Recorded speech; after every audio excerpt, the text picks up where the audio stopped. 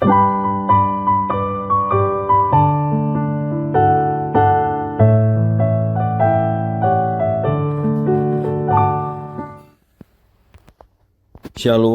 devosi Mazmur 101 ayat 1-8 demikian firman Tuhan.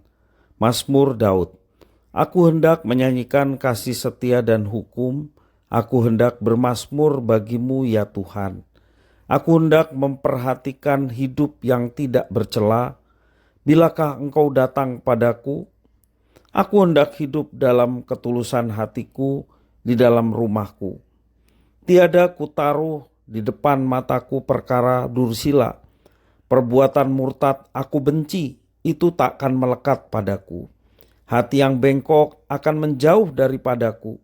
Kejahatan aku tidak mau tahu. Orang yang sembunyi-sembunyi mengumpat temannya, dia akan kubinasakan. Orang yang sombong dan tinggi hati, aku tidak suka. Mataku tertuju kepada orang-orang yang setiawan di negeri, supaya mereka diam bersama-sama dengan aku. Orang yang hidup dengan cara yang tidak bercela akan melayani aku. Orang yang melakukan tipu daya tidak akan diam di dalam rumahku. Orang yang berbicara dusta tidak akan tegak di depan mataku. Setiap pagi akan kubinasakan semua orang fasik di negeri. Akan kulenyapkan dari kota Tuhan semua orang yang melakukan kejahatan.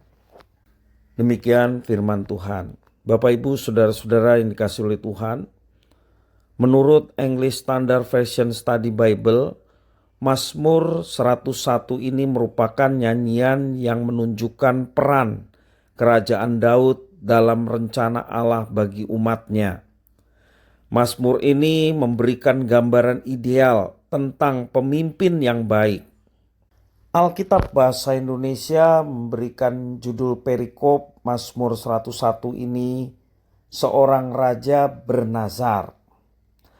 Seorang pemimpin seharusnya tidak bercela, berintegritas, matanya tidak tertuju kepada hal yang sia-sia, tidak melakukan perbuatan murtad, dan hatinya jauh dari yang jahat. Itulah komitmen Daud sebagai seorang raja yang akan menjalankan tugas tanggung jawabnya dengan baik seturut dengan kehendak Tuhan. Tidak hanya itu, Daud juga menyampaikan bahwa seorang raja harus mengikuti teladan dari berbagai sifat Tuhan yang dipercaya dan disembahnya. Contohnya, raja harus bermurah hati kepada orang-orang yang setia dan tidak bercela. Raja harus bertindak adil serta menghancurkan kefasikan, yaitu orang-orang yang menghujat sesamanya, orang-orang yang congkak, para penipu dan pembohong, dan para pembuat kejahatan.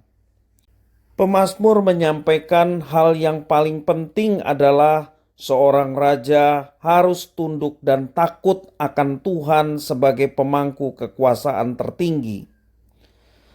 Tuhan menghendaki agar kekuasaan yang diberikannya mencerminkan kebenaran dan keadilan serta kesejahteraan. Jika hati seorang raja jahat, maka ia akan menggunakan kekuasaannya dengan semena-mena. Raja akan membuat peraturan dan kebijakan yang hanya menguntungkan dirinya dan sekelompok elit yang berada di sekitar dirinya. Pihak yang dirugikan adalah rakyat kecil. Seandainya hari ini sebagai seorang Kristen kita berada pada posisi kepemimpinan, maka hendaklah kita menjalankan posisi itu sebagaimana Tuhan Allah melaksanakan kepemimpinan kepada umatnya, yaitu seperti gembala kepada domba-dombanya yang memimpin dengan kasih dan keadilan serta memberi kesejahteraan. Mencontoh kehendak Raja Daud, marilah kita hidup dalam ketulusan hati dan menjauhkan diri dari perkara yang jahat di hadapan Tuhan, sehingga nama Tuhan dimuliakan melalui kehidupan kita kita pun boleh mendatangkan berkat kesejahteraan bagi orang-orang yang ada di sekitar kita. Ingat bahwa Roh Kudus yang mengurapi kita memberikan satu peran kepemimpinan bagi setiap orang percaya. Orang percaya dipanggil untuk menjadi pemimpin. Pemimpin yang membawa orang-orang yang hidup dalam kegelapan masuk dalam terang.